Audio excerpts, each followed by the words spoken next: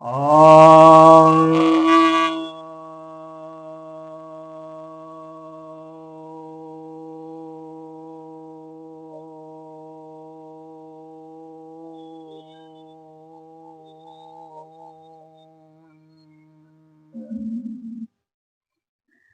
सभी भक्तजनों को सप्रेम नमन। तो आज मैं आपके समक्ष श्रीमद् भगवद गीता के 18वें अध्याय के 33वें श्लोक पर प्रवचन करने जा रहा हूं। यह श्री भगवान वाच है, अर्थात श्री भगवान कहते हैं। धृत्या यया धार्यते मनः प्राण इंद्रिय क्रियाः योगेन व्यभिचारणया धृतिः सा पार्थ सात्विकी। अर्थात हे पार्थ, वह धृति सात्विक कही जाती है जो कि मन प्राण इंद्रिय और क्रियाओं के द्वारा जो धारण किया जाता है वह योग युक्त हो और जिसमें कोई व्यभिचार नहीं हो, ऐसी धृति को सात्विक कहते हैं। यहाँ पर भगवान ने योगेन अव्यभिचारणया का प्रयोग किया है शब्द का, यानी योग जो है यानी समता से युक्त, सुख दुख लाभ हानि जय पराजय निंदा स्तुति, हर परिस्थिति में हमारी बुद्धि सम रहे, हमारी धृति सम रहे। पहले धृति की ही थोड़ी चर्चा कर लें। धृति का अर्थ हो गया धारण करने की शक्ति। अब धारण कौन सी धारण? जो हमारा संकल्प है, हमारे विचार, हमारे भाव, वे जब अचल अटल रहते हैं, उसकी जो दृढ़ता होती है, जो हमारा लक्ष्य होता है, तो अपने लक्ष्य के प्रति, अपने सिद्धांत के प्रति, अपनी मान्यताओं के प्रति, अपने विचार के प्रति जो हमारी दृढ़ता होती है, अपने अनुभव के प्रति जो हमारी दृढ़ता होती है, अपनी तर्क शक्ति की जो दृढ़ता होती है, उसी को ही धृति कहा जाता है। यानी वह एक तरह से वह एक जो है बहुत ही जबरदस्त विचारणा शक्ति है, सूक्ष्म विचारणा शक्ति है, और उससे ही जब उसको जल्दी कोई डिगा नहीं पाता, क्योंकि वह अपने अनुभव के ऊपर और तर्कों के ऊपर और अपने आदर्शों के ऊपर, न्याय के ऊपर, इन सब के ऊपर आधारित होता है। तो यह जो है वो धृति कहलाती है। वैसी जो शक्ति है हमारी, वह धृति कहलाती है। अब यह जब योग युक्त हो जाए, अर्थात तो जो जैसे मैंने बताया कि हम समभाव में जब हो जाए, समत्वम योग उच्चयते, भगवान कृष्ण ने गीता में ही कहा है कि समभाव ही जो योग है। तो उस समभाव में जब हम योग में स्थित हो जाएंगे, तो वैसी जो धृति है, अब वह जो है व्यभिचार मुक्त हो, अव्यभिचारणीय। व्यभिचार क्या है? व्यभिचार वह होता है कि जैसे कि हम कुछ मान रहे हैं उच्च आदर्श को, और फिर हम क्या कर रहे हैं कि कर्म हम निम्न कर रहे हैं, मतलब कि अच्छा भी कर्म कर रहे हैं और उसके साथ साथ थोड़ा खराब भी कर्म कर रहे हैं, तो उसमें व्यभिचार हो गया, यानी थोड़ी मिलावट हो गई, आप ऐसा समझ सकते हैं। अपने जो हमारे जो उच्च आदर्श होते हैं, यानी परमात्मा के साथ, मोक्ष की अवस्था के साथ, और धर्म के जो 10 गुण बताए हैं, जैसे मनु महाराज ने धृति क्षमा तपो अस्तयम शौचम इंद्रिय निग्रह धीर विद्या सत्यम अक्रोधो दशकम धर्म लक्षणम, ये बताया है। तो उसमें एक धृति को भी बताया, मनु महाराज ने भी एक धृति को बताया, धृति क्षमा दमो अस्तयम, धृति को वहां पर मुख्य बताया है, स्टार्टिंग में ही बताया। तो धृति अर्थात धारण करना, धर्म को जो धारण कर सकता है, जिसके इरादे अचल अटल रहते हैं, जिसके सिद्धांत, जिसकी मान्यता अचल अटल होता है, वह जो है वह धर्म के 10 लक्षणों में से एक लक्षण है। तो मनु महाराज भी कह रहे हैं, यहाँ भगवान भी कह रहे हैं। तो वह जो धृति है, तो वह उस धृति को भी कैटेगराइज किया है। मनु महाराज ने तो वहां एक ही सिर्फ धृति कह दिया, लेकिन यहाँ भगवान ने कैटेगराइज किया है धृति को भी, धारण करने की शक्ति को भी, उसको भी सात्विक, राशि और तामसिक 3 भागों में बांटा है। अगर हम आगे देखेंगे लेकिन यहाँ पर जो है सात्विक वृत्ति क्या है उसको बतलाते हैं। तो कहते हैं जिसमें कोई भी व्यभिचार नहीं हो, यानी परमात्मा के साथ जो है आप परमात्मा को भी चाहते हैं और उसके साथ साथ दुनियादारी को भी चाह रहे हैं, यानी तमाम तरह की कामनाएं भी किए जा रहे हैं, लोभ में भी फंसे हुए हैं, क्रोध भी कर ले रहे हैं, अहंकार भी उसमें आ जा रहा है, हाँ चुगली भी थोड़ा बहुत कर ले रहे हैं, यानी थोड़ा थोड़ा ये सब जो है वो भी कर रहे हैं, कुछ पूजा पाठ वगैरह भी कर ले रहे हैं। मैंने कहने का मतलब जो है सामान्य रूप से सब जो लोग कर रहे हैं, थोड़ा कुछ भोग की भी इच्छा है, कुछ जो है मोक्ष की भी इच्छा है, तो ये जो है व्यभिचार कहलाता है। इसी को व्यभिचार कहा गया है, थोड़ा इधर का भी थोड़ा उधर का भी।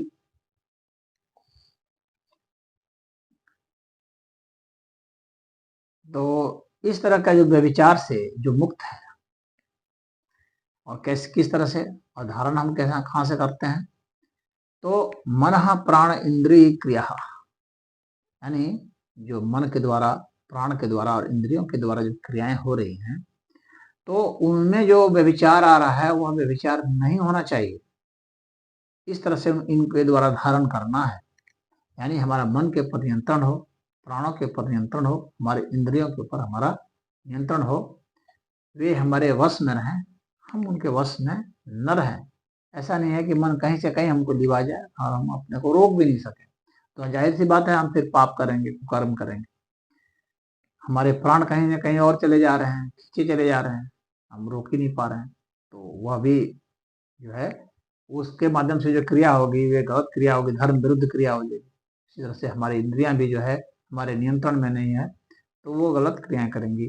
जो शब्द रस रूप गंध स्वाद, ये सब जो है स्पर्श, ये सब जो है जो इंद्रिया क्रियाएं हैं, इन क्रियाओं के ऊपर हमारा नियंत्रण होना चाहिए, इनको अपन नियमन करें, इंद्रियों पर काबू हो।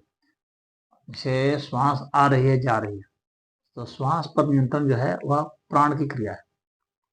श्वास का आना जाना, श्वास का रुकना, बाहर रुकना अंदर रुकना, श्वास को हम भर के रोक लेते हैं तो ये अंदर रुक गया, सांस को बाहर फेंक दिया फिर रोक दी। तो जो सांस को बाहर करके जो हम रोक देते हैं, तो वो जो क्रिया है आभ्यंतर क्रिया है, और जो भीतर करके रोक देते हैं तो वो बाह्य क्रिया में आ जाता है। यानी जब हमारे प्राण जो है रुका हुआ है, हवा जो है हम बाहर निकाल दिए, हवा बाहर निकल गई, प्राण हमारे अंदर है, तो उसके जरिए जो हम करते हैं हवा को हम बाहर रोक देते हैं, तो वो बाह्य कुंभक हो गया। हवा को हम बाहर निकाले और रोक दी, जब अंदर अंदर भरे तो उसमें प्राण शक्ति जो है, उसमें अपान शक्ति ज्यादा काम करती है। तो जब हम अंदर रोक दिए और तब रोक दिए, तो ये अंदरूनी जो है कुंभक हो गया, तो ये आभ्यंतर कुंभक हो गया। फिर प्राण को भरे पूरक हो गया, प्राण को छोड़े रेचक हो गया। तो जब हम इनका पूरा निरीक्षण करते हैं इनकी क्रियाओं का, क्योंकि रोकने से भी हम क्रिया करते हैं, कोई चीज उठाना है, कुछ करना है, ज्यादा बल लगाना है, और सांस भरेंगे तो उससे भी क्रिया होगी। बोलने में भी सांस को रोकना पड़ता है, कहीं कहीं बोलते हैं तो सांस भर लेना भी पड़ता है। तो ये सारी जो क्रियाएं होती है सांस के भरने लेने और रोकने से होती है। तो इन तीनों के पर भरने लेने और सांस को रोकने, श्वास प्रश्वास को, तो इसमें जो क्रिया होती है उसको प्राण क्रिया कहते हैं। तो इस प्राण क्रिया पर नियंत्रण होना चाहिए। जब प्राण क्रिया पर नियंत्रण होगा तो हमारी जो हमारी भावनाएं हैं, हमारे जो विचार है, हमारी क्रियाएं हैं, उस पर भी हमारा नियंत्रण हो जाएगा। हमारे शरीर में जो हार्मोन्स बनते हैं, जो रासायनिक गतिविधियां होती है, तो वो सब इससे नियंत्रित हो जाती है।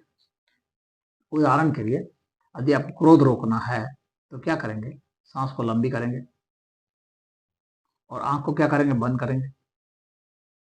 आंख बंद कर दिए, शरीर को क्या करेंगे, शिथिल कर देंगे,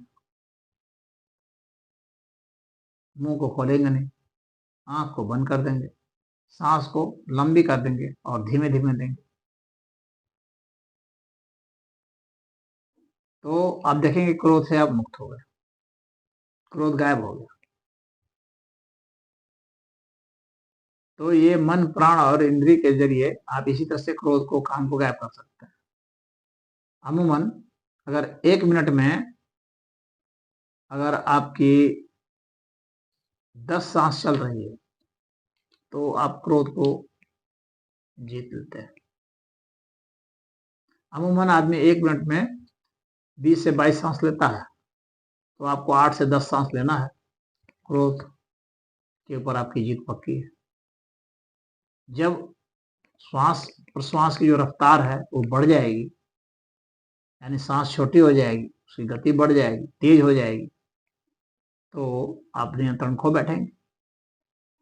तो यह जो मन, प्राण, इंद्रिय जो है, इनकी जो क्रियाएं हैं, तो इसको धारण करने की जो शक्ति है वो धरती है, और वो सात्विक होती है तब जब आप नियंत्रण करते हैं। यानी श्वास को अगर आप 1 मिनट में 1 सांस ले सकते हैं, छोड़ सकते हैं, तो जो है आपका अहंकार वगैरह सब नियंत्रण में आपको आ जाएगा। लोभ, क्रोध, मोह, काम सब नियंत्रण में आ जाता है। जैसे जैसे आप घटाते जाते हैं वैसे वैसे सबसे पहले तो जैसे काम और क्रोध नियंत्रण में आते हैं। तो आप इसका प्रयोग करके देखें, और ये तो 5 मिनट का ही, 2 मिनट का ही प्रयोग से ऐसा आप सिद्ध हो जाएगा। आप उतना श्वास प्रश्वास लेकर के वो भाव प्रकट ही नहीं कर सकते। तो इस प्रकार से प्राण के जो जरिए और इंद्रिय के जरिए और मन के जरिए हम करते हैं। मन हमारा जहाँ जाता है, जिसके बारे में सोचता है, विचारता है, उसके हिसाब से क्रिया करता है। तो हमको जिसको हटाना है या जिसको हमको लेना है, उन दोनों के लिए हमको अपने मन को, अपने श्वास प्रश्वास को, अपने इंद्रियों को लगाना पड़ता है। तो इनको हम रेगुलेट कर सकते हैं। जब हम विचार ही नहीं करेंगे वो, तो हम उसे ग्रहण ही नहीं करेंगे। और विचार नहीं करने का यही है कि हम श्वास पर विचार करें, श्वास पर ध्यान दें, तो विचार हमारा हट जाएगा वहां से, जहां से हम हटाना चाहते हैं उसको, इसमें लग जाएगा जहां लगाना चाहते हैं। या कोई और रुचिकर विषय हो, उसके बारे में अध्ययन करें, भगवान की लीला है, कथा है, मंत्र हैं, उनको करें, तो उसमें ध्यान आपका उसमें लग जाएगा। आपका उस संसारिक चीजों में फिर लगेगा ही नहीं। तो इस तरह से हो जाता है।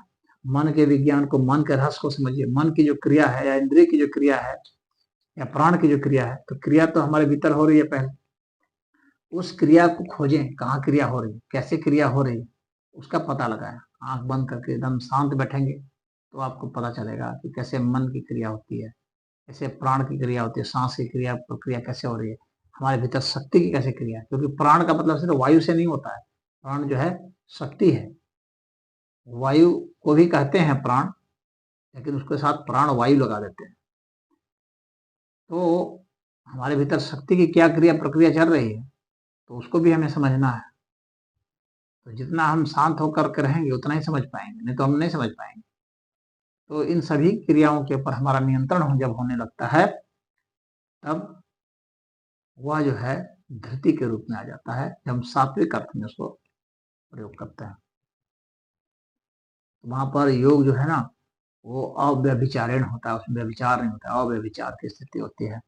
यही भगवान यहाँ पर समझा रहे हैं अर्जुन को कि ऐसे इस तरह की जो धृति है, उसको, इस तरह की धृति यानी इस तरह की जो शक्ति है हमारे भीतर, उसको जो धारण करने की शक्ति है, उसको सात्विक कहते हैं, सात्विक धृति। तो इसमें इतना ही। हरि ओम।